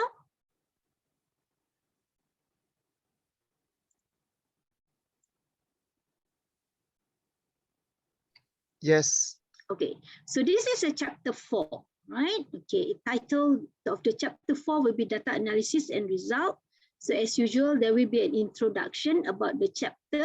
Okay, if you look at this, the introduction, it gives us just a very brief about the sample. Yeah, how many questionnaires were distributed in how many colleges and how many data was collected. And the data was then analyzed using the software at that time, SPSS 24 and Smart PLS version 3.2.8 softwares. Yeah, okay. And then it also mentions, okay, includes some measurement model and structural model, right, and so forth. Okay, and then so the survey response. So if you look at how he wrote the survey response, but he recapped back in chapter 3. Yeah, okay. Chapter 3, the present study was targeted, blah, blah, blah, and then how many respondents. Then you put the table, right? The survey response, how many were distributed, how many were written, and then if you have any suspicious or responses or missing values, okay, so you got to omit. Then valid responses, or valid meaning the usable, usable responses that can be carried out for further analysis, only 395. So out of 574 is only churned out to be 68.81%. Yeah, okay. And then it moves on with the demographic variable, very important. So start with this one. After you have described the responses rate, so describe the demographic profile of those respondents. Yeah. So remember you have that 395. Okay. In writing chapter 4, you guys have to be very meticulous because it involves a lot of values, number. So many students sometimes miss or being careless, right? Sometimes it's maybe 395 and then suddenly it's 390 or maybe 574. So be careful of all the values. Please read, check, recheck. Yeah, yeah. Right. So the demographic variable. So you look at this, okay. Right. So it explains. So where do you get all this? It goes to your questionnaire. So remember your questionnaire, you have that section of demographic. Yeah. So whatever demographic questions in the questionnaire, so you have to translate it in your chapter 4. Yeah. So if you ask about gender, tell us how many male, how many female. Okay. So if I were this guy, I did remember, okay, telling him, please put here, somewhere here, okay, put something like this, n equals to 395. Okay, in this case, it is not big N. It should be maybe it's a small n because it's a sample, unless it's a population study. Yeah. So otherwise, the examiner will have to calculate 294 plus 101. So is it through 395 or not? Yeah. Okay. So of course the examiner will double check by calculating it again. Okay. Right. So describe whatever that you have posted in your demographic section in your questionnaire into the section chapter 4. Okay. Right. So then describe. Not describe and tell us. Okay, don't some students, okay, the demographic profile is in table font 4.2, full stop, then move on to the next. But at least we need you to describe, okay, how many percent, okay, why there are more females than males in this contact, okay, most of the lecturers, most of the respondents are lecturers, few professors and few assistant professors. Yeah. Okay. And then move on to the non-biased responses. Okay. And how do you do that? Okay. In this study, the response rate was 73, therefore none was not an issue. But however, after screening it through, but this is where you get only 63.1%. Yeah. Okay. So it say that non-respondent were okay, right? Data screening only 15%. Okay, so mention that. So this is how it looks. And then the outliers, yeah. And what software? In this case, the student tell us, okay, how they compute the missing values using the Spss, yeah, the expectation maximization, EM, the interactive methods, blah, blah, blah, right? Okay. I noticed some of the students are very good in statistical. They can write very well in the chapter 4, actually. Yeah. And then the outliers, okay, how do you run the outliers, okay, and which technique you use? In this case, he's using the Mahana-Lobis distance through the Spss, okay. And data normality, want to see the skewness of the curtices data, the distributions of the data, whether it is nicely curved a bell curve, or is it skewed to the right or skewed to the left? Yeah. Right. Okay. So this is the skewedness and the curtices tells. Okay, those are very statistical, so they should know. Okay, if it's negative 0. Remember the rules of thumb is anything above then. What does it mean? Okay, above than 0 and not less than 0 point -1, right? Something like that. Sorry, higher than +1 and less than -1. Okay. Right. So it looks like they are all okay. Okay. The curtosis is also okay, right? Right. So that reflects the distributions of the data is quite normal. Yeah? Right. And then, so if you plot it, see, this is how you present the data. So we can see, so the data is actually nicely relayed in the diagram. Yeah. So the skewed, you see the cracked graph is actually telling us all the 395 data. Okay, within the hexagonal line just now. Yeah. Okay. Okay, and then if you look at the distribution, you see it's quite normal distribution there. Suddenly, I mean, I was quite surprised actually to see the normal curve. And then it tells about the CMF, the common method variance. Okay, right. Just you. What does it mean by the eigenvalues? Okay, the eigenvalues you see, the factor 1, 2, 3, 4, right? Okay, so using so that indicates, okay, there are main 4 variables. Okay, now, if I were to check, if I were the examiner, I will go back to the research framework, right? Look at the research framework. Okay, how many variables in the independent variables there? Yeah, because the Harman single factor test is actually looking at the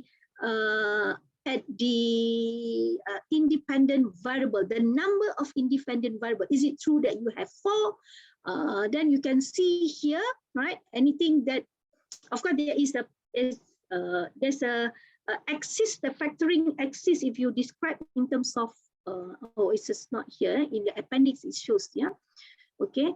That anything above than 1, that it shows that these are the main factors that contributed to the dependent variables. Yeah. So if your research framework, there were 4, originally 4, so meaning you are quite considering you are in the right direction by assuming there were 4 variables in the very first place just now. Yeah.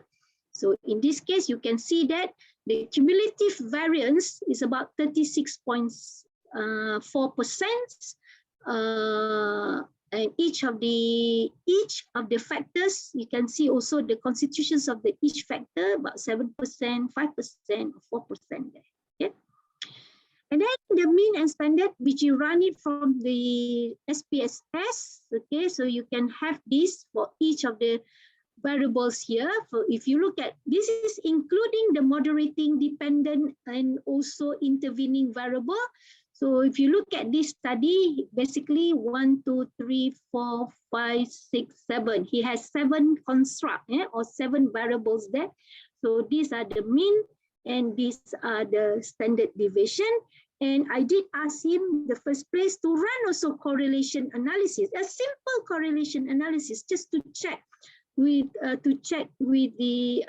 to have a first clue whether is there any intercorrelated among the variables. Okay, back to I think Anis, you were asking me just now. Okay, should I run or should not I run the correlations? Okay. Right. Yeah. When I remember when I did my PhD, I ran both, yeah, correlation as well as the multiple regression analysis. Okay. The reason that why when I run multiple regression analysis, okay, I can see I discovered something else. I discovered which I didn't expect, there is a relationship or effect between certain variable on certain variables, right? Then I check back the correlations. Okay, when I check back the correlation, so from, if you look at this, for example, this case, yeah, okay, all variables are intercorrelated because you see the star correlation significant at 0.01 level because it's the two-tailed test, yeah, okay. So they are all interrelated, mostly are interrelated, meaning here, each of them have an effect. It's not just between IV to DV, but among the IVs. This is very important. Among the IV, this is something you will not learn in your statistical book. Yeah, among the IVs also there is a relationship. So that will give me a clue why when I run the multiple regression analysis, I could also discover they are all giving an impact to the dependent variable as well as among themselves. Yeah, okay, because of the correlation analysis, because they do have that relationship, but I do not know the strength, but for sure, because correlation, the R squared telling us there is a relationship. Yeah. Prof, I have further question from this slide actually. When you say that there is a correlation amongst the construct, right? So does this actually also represent that there is multi-collinearity issue here? Not necessary, not necessary. Because we do not know, because multi-collinearity, in a way you can, some people say multi-collinearity effect, it derives from the correlations analysis. In a way, to me, technically, it can be accepted as well, but it is not wrong, yeah, okay? It's just that because in the social scientists, in the social science research, okay, one aspect or one construct may have a very close relationship or affect each other.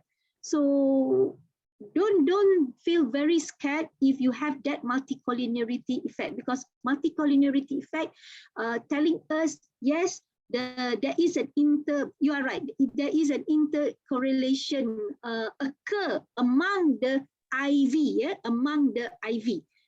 Actually, what we are interested between IV to DV, isn't it? But yes. Now, among the IV also, they do have an effect. So this is something also, if you can understand the statistical well, it helps you to discuss in your chapter 5. Yeah. Prof, when you move along, can you later explain a little bit about control variable, because I'm a little bit confused on these control variables. In the sense, if we put control variable because we want to identify that they are actually in similar group, then we actually run the analysis. But if I actually from upfront, right, I actually identified the group already, do I still need to put a control variable in my analysis? No need, no need. If you already identify the group, you select the group then, right? Okay, first of all, what are the control variables? Age, gender, size, firm size, and employees of size. Okay. Anything that is not, what do you say? Anything that is beyond the studied variables, you need to control. For example, like age is not part of the studied variable, yeah, because it is a different scale, right? So age is a nominal data, kan? So you need to control that. If from the very beginning, right, I already filter up, let's say if I want to study the population within the age of 25 to 35, I just filter up 25 to 35. Yes, then you have this, to select.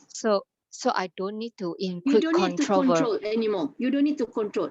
But if let's say you are open the data all, right? Open the data regardless age or whatever, just a normal multiple regression analysis to see the effect of all those independent variables on the dependent variables. Yes, you need to control the age and education, whatever. But in case now you want to further test your hypothesis, is there any difference in terms of age? Then you have to filter it first before you run the analysis. Yeah. So therefore, you don't need to control anymore. Thank you so much, Prof. It cleared my confusion. Thank you so much. All right. You're welcome. Okay, then, so path model specifications. You were talking about the possibility of relationship among the IV, right? Among the IV, yes. Yeah, so we actually don't have to mention this, right, in the thesis, because our purpose is test the hypothesis. That's all, right? That's our job. Yeah, you don't need to mention, but once you run a correlation, you just tell us, okay, in this case, right, in this data, right, from the correlation, a simple correlation analysis that you have discovered that there are relationships among all those variables. That's all, right? At least one statement like that. That's all right. I mean, we can just say that there's a possibility that they could be correlated in some way, but we don't have to prove again, to study again, right? No. All right, thanks for clarification. Right. Okay. Prof, I just worried that during the Viva, they actually read through and ask us whether we run the multi-collinearity test or not, since there is actually, right? Anyhow, when we actually just run the correlation test and we notice that there is actually correlation amongst the IVs, right? Then we supposed to automatically run the multi-collinearity test to identify whether there is connection or not. Because if it's actually topple up each other, then the variables might not be usable also, right? Could be, yeah. You need to run the multi-collinearities effect as well. Yeah, the EV, yes. Okay. Yeah, I think he ran it somewhere, not mistaken. Okay, let me see whether I discovered that later. Yeah, you need to run that. Okay. Right, and then this is the path model, and then they're telling about the first order because of the observations, and then the second order, what is the first order, second order, right? So this is what it says by the path model, yeah. Okay, so I think from this diagram you can figure out what is the research is all about. It's basically this student is studying about the effect of human resource practices, work-life balance, organizational reputation, and occupational prestige. There are 4 independent variables would influence the intervening variable, that is person environment fit, and then eventually how the person environmental fit would affect the turnover intention. Yeah, so basically from the path model, you can see all the analysis that going through, that all the variables, all the items, okay, has to go through the analysis. Yeah, for example, like human resource, basically it tells you there are 8 items. So work balance, only 4 items are available, are valid to be run. Occupation, organizational, so these are all the 6 items, and then occupational prestige, these are the 5 items. So each of the it tells you, okay, the items, the validity, reliability of the items that constitute to each of these variable. Yeah, okay, and the complications of this study is that, okay, the person environment fit, okay, is considered, it's not just one, there are 3 sub-variables, and each of the sub-variables, there are few items that measure each of the sub-variables. Yeah, so that's why the study is kind of to be very, very can be very complicated in the sense when you have too many variables, and then when you have too many items. I'm not so worried about the items, but actually when you have too many variables. That's why in the PhD or DBA study, the study has to be very focused. You are not doing like a master's or undergraduate study, yeah, that you need to have many variables. So how do I define many variables as opposed to minimum number of variables? It has to go back to the focus, the discipline of your study, yeah. Right. Of course, in social science, there are a lot of variables that we can plug in. If I were to talk about leadership effectiveness, wow, there's so many variables that get, but we have to be realistic because we are social scientists. We cannot address everything under the sky. So you got to make a clear demarcation and justify why in this study, I'm just focusing on these variables, yeah. Don't be too ambitious because you only got 3 years or 2 years to complete your study. Okay. Right. And then you look at every stage 1, okay, it has to mention clearly right? Indicators the reliability, that's talking about the measurement model, right? Okay. So each of the loading, you see each of the loading there. Okay, what is the loading, the reliability loading for each of the items? Factor loadings, yeah. And then comes to the factor loadings, and then the Chromba alpha, and then the composite, the AVE, and so forth. Anything above 0.5 for AVE is acceptable, and Chromba alpha above 0.6 is acceptable, right? And then you need also to understand what is this factor loadings, yeah? If you check the factor loadings, it tells the loading for each of the item. So you look at this, all the loadings are above 0.5. So it says acceptable. If let's say you discover any of the, for example, yeah, I'll give you an example here, but it's not this case. Under this human resource practices, okay, two items, maybe HRM1 or HRM5, okay, let's say it's 4, right? And then HRM2 is also 4, okay? Then you have, what you need to do, you have to delete these two items and rerun the reliability test. Okay, whether it helps to push the Chromba alpha or not. Otherwise, you cannot claim, yeah, you cannot claim the human resource practices are constituted based on 8 items. Of course, originally from your questionnaire design, you have 8 items.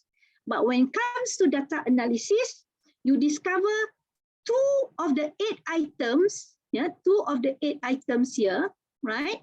Less than 0.5, therefore you have to omit that and rerun the analysis, okay? Then if you rerun the analysis, then you have to tell us here, maybe you need to create another column that these items were removed for the second analysis. Why you need to remove? Because the loadings are below than 0.5. Yeah, okay. Prof, is it common for some theses that they don't have the second run, as in because all the items are all valid? I mean, the examiners be questioning. Quite common, but not you will not usual. expect that this student is trying to like churn out some data. Quite common actually that most of the loadings are above 0.5. Yeah. How do you want to ensure? This is important. If you're able to get the right items from the right sources, yeah, that measure what is supposed to measure according to your study, it should help you to it should help you with these issues. Yeah, it should combat you with these issues. Right. So the main thing is to choose the validated items. Yes, right? to choose the validated questionnaire from what we call it, a reputable questionnaire already. Yeah, a questionnaire that has already been used for several times. Yeah, all right. in the marketplace. Yeah, okay. It's not necessary in the same country, but at least within the same aspect of research. Okay. So you look at this, okay. Right, and then you check on the internal consistency of reliability. Also the same, you have to, we talk about internal consistency, you're talking now about the validity, yeah, right. So you have to put down all the validity tests, okay, so make sure that you understand what does it mean, okay, so you see again the loading, the cross-loading for each of the items. These are the variables, HRM, ITL, all these are the variables. And then these are all the items. So the highlighted is looking at, is it true or not? These items can measure this variable. So that's what it tell us, yeah? Okay, so anything that above 0.5, so it's true lah. So what if, I remember my case last time, okay, because we don't have this SEMF, we only have SPSS, we use the factor analysis. Suddenly, I have one or two items from different variables that constitute to the variables. From different variables, but it contributes to measure the other variable. So what should I do? This is need your skills. Okay? If it's above 0.6, at that time I'm using 0.5 or 0.5 above, then I have to describe in my thesis that the items to measure ITL, for example, intention to leave, originally was constituted by 4 items or 5 items, but as a result of the factor analysis, right, there were 1 more items be included.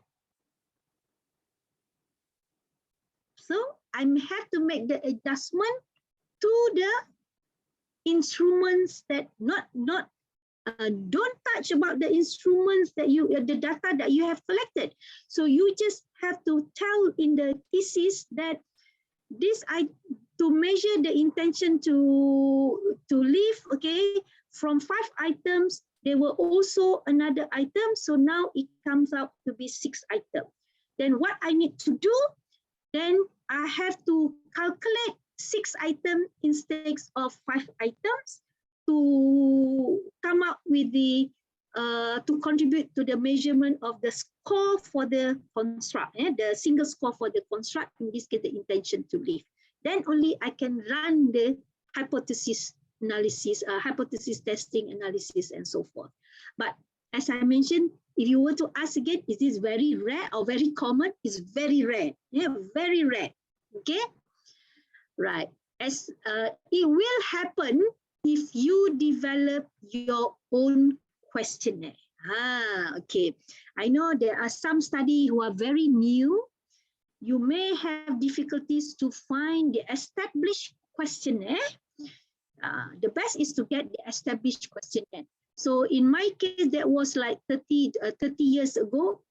I couldn't find established questionnaire actually, right? So there were many questions that I have to design my own, and I have to validate, and then I have to run the validity and also the reliability, and have to do the factor analysis.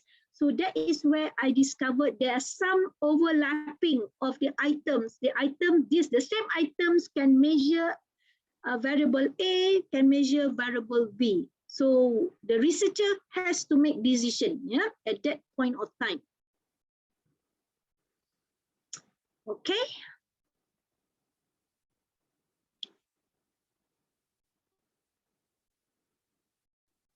Okay.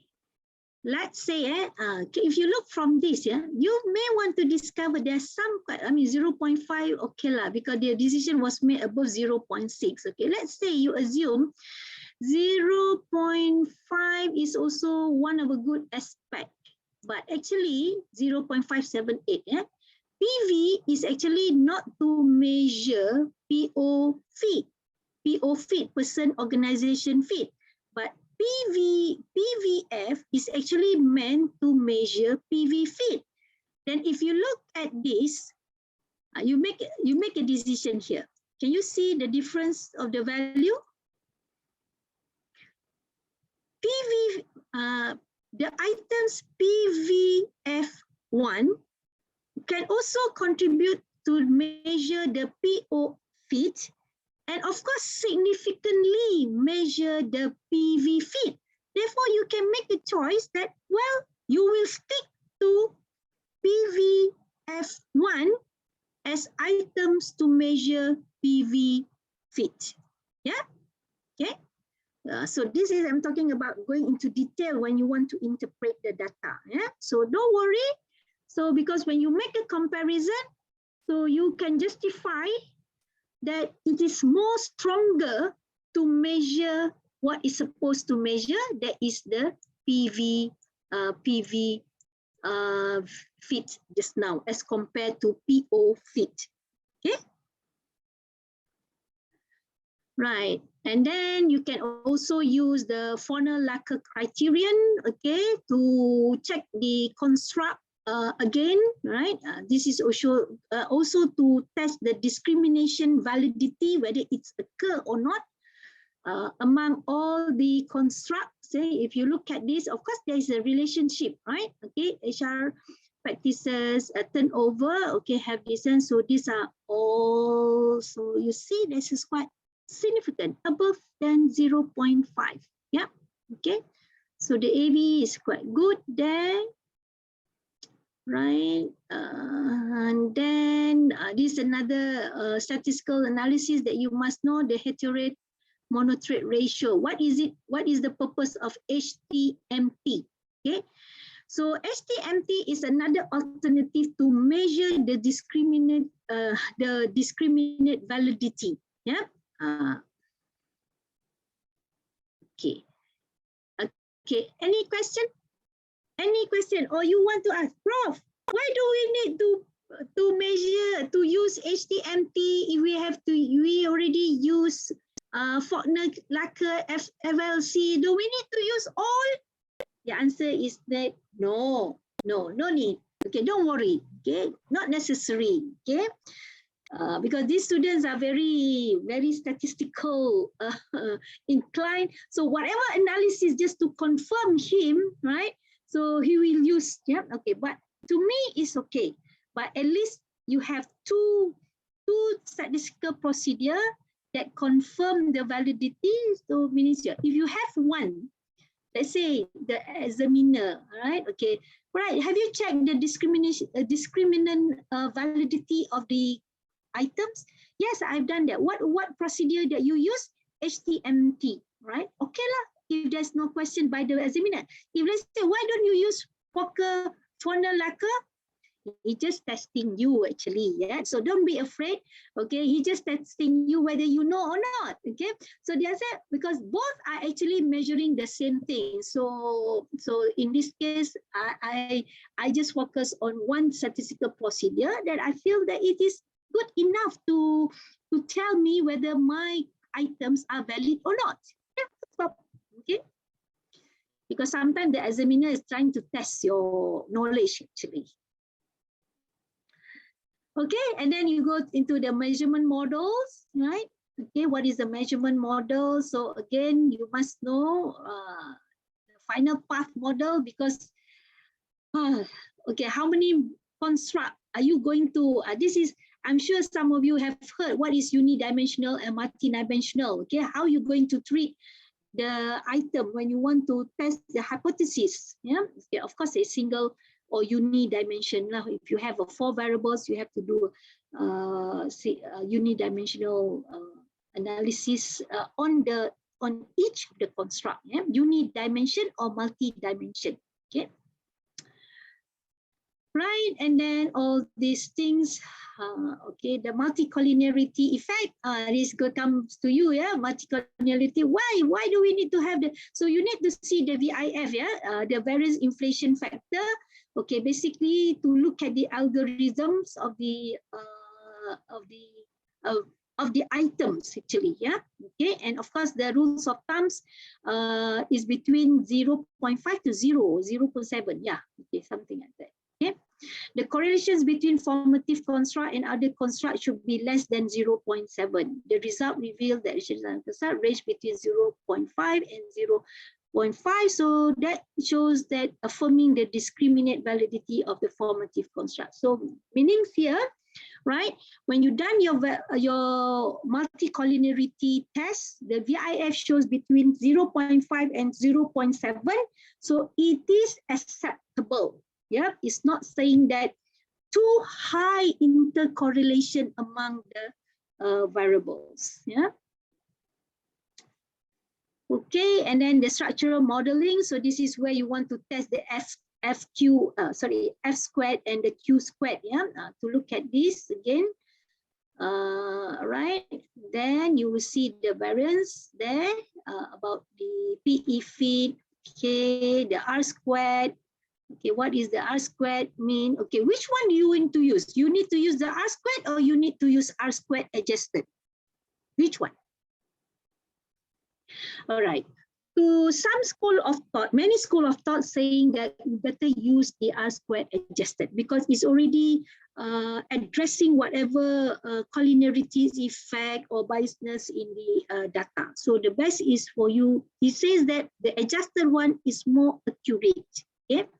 So in this case, it tells us that 29% of the intention, which is the dependent variable, is contributed by the IV. For the PE, because PE is intervening variable, so we need also to look at the first order between IV to intervening, and then IV to the dependent variable. So IV to intervening, so it looks like it contributed about 67 of the independent variables to the intervening variable if we treat it as the dependent variable. Yeah, and then the F-squared. Okay, what is the F-squared value? Right. So if you look at the F-squared value, it shows that all significant less than 0.0. Only one PE fit and job opportunity. Yeah, not really significant actually, but it's more or less at the borderline. Okay, right. This is the predictive, the SSO. Okay, and the SSQ. I don't remember. And then the hypothesis. Now go to the hypothesis. Yeah. Okay. So again, the hypothesis is based on the path model analysis. Okay, and make sure that you understand what does it mean by all these values. Yeah. Okay. Then so it's translated into the table. Okay. Make sure that when you write the hypothesis. Most students would like to write like a very short form, right? HRM to turnover. I discovered some students make a careless mistake, turn over to HRM. This is it's a careless, but it has a major implication here. Yeah. So make sure that you know the direction of your hypothesis between your IV to your DV or your IV to your intervening variable, and put up the values here. And then in this case, you see whether is it supported, yes or no, right? Okay. And then so that you have to explain, to describe. If you look at this, you'll be able to describe a bit the finding, imply. At least you have the sentence there. Yeah. So don't just full stop at thus providing support for H9. That's all. What does it mean? Okay. I know students always say, "Oh, I thought it should be discussed in the chapter 5." No, chapter 5 is purely discussion. But what we want is that here, once you presented the data in chapter 4, but at least you can imply a little bit, what does it mean when the value is negative and it is significant? Yeah. Okay, and if you have mediation, do part by part and then move on to your moderation analysis will be the last part. Okay, so you have this moderating effect if you want to draw the diagram. So this one is all you can pick up from your computer generated of the outputs. Yeah. Okay, and then as usual, you have to summarize your chapter. Okay. Right. Any questions? Let me see if there's any questions. Prof, How many? Yeah. Nizam here. Yeah, Sure. yeah. When you mentioned the intervening variable, you're referring to either moderating or mediating, right? No. In the academic vocabulary, you must able to distinguish between intervening and moderating. Intervening is in the middle, the one that appeared in the middle between the independent and the dependent. Yeah. Okay. Let me show with you if I can show it to you again. Back, very important for you to.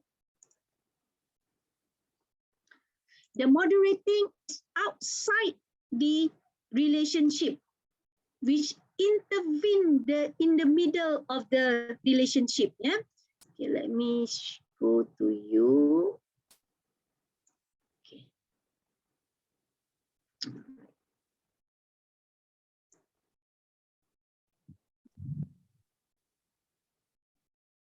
To show you the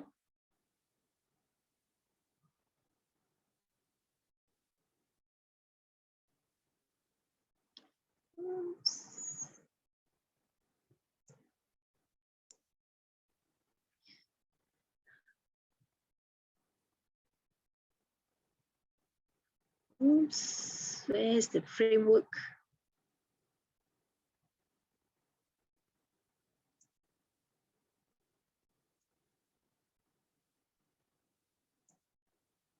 Okay.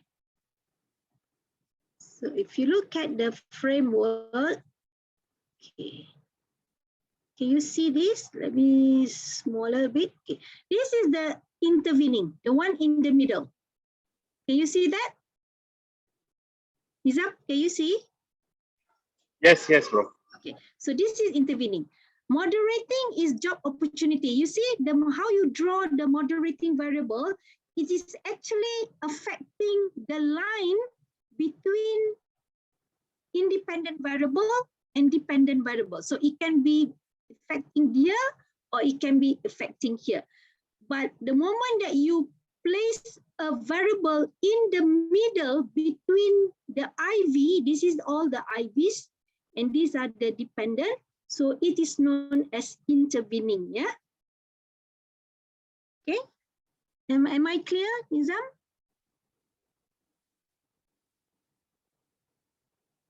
Okay? Yes, Prof. Yes, yes, yes. Yeah. All right, okay. Any other question?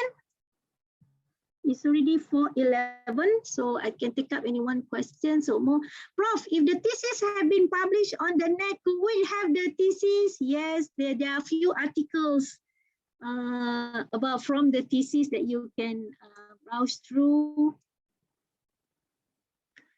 Prof, if there are any suggestions for the number of sample that is needed for interview section for mixed methods research? Okay, this is very difficult to answer actually. What is the best number? 10, 15, 3, 2, 1, what? Okay, I don't even know actually what is the best number actually, right? It depends on the, to me, when I did my qualitative research, okay, I will normally goes back to the scope of the research. For example, my current research, I have about, to my surprise, I have about 86 respondents that I have interviewed. That's quite a lot, very high. Normally for a qualitative data, is something to do with between like 20 to 50 number, 20 to 50 actually, yeah. And again, but don't quote me, it depends on the scope of your research, okay. In my study, why I need to have that around 90 respondents to be interviewed? Because the classification of people that I must have people from the industry, I must have people from academics, I must have people from the students, I must have people from the NGO, from the community, from the ministry, from the public listed, from the employers federation, from the blah blah blah. So you're talking about I need to have 20 categories of people. So if I call 20 categories people, basically I would have 20 good enough, but 20 is not good enough, because so I invited 5 from each category, so 20 times 5, that's about like 100, and suddenly everyone are willing to be interviewed. So that's how I end up to have about 86 respondents for my qualitative study that I'm doing it now at the moment, my recent research now, yeah. Okay, so if you ask me what it will be the best number for interview section, so I can't answer you whether it's 30 is good enough or 40 is good enough, but normally that is the size I would say for a PhD or DBA student, between that 30 and 40. Yep. Okay, any other question? One last questions before we adjourn.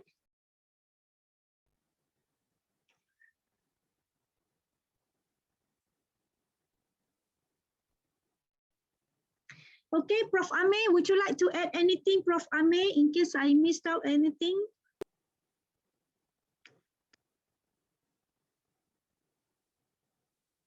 Okay, so if there's no other questions, so I thank you everyone for being patient till the end of this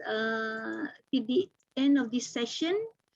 And my apologize if there's any shortcoming from me, And inshallah, hopefully we will meet again next week. Then I will try to discuss with Dr. Ula if he could also assist in terms of to show you just a little bit about the smart PLS and also the SPSS latest version. Yeah. Okay. So on that note, once again, thank you very much. And wabillahi taufiq. Wassalamualaikum warahmatullahi wabarakatuh. And I shall pass back to Hafiza. So the floor is yours, Hafiza. Puan Hafiza.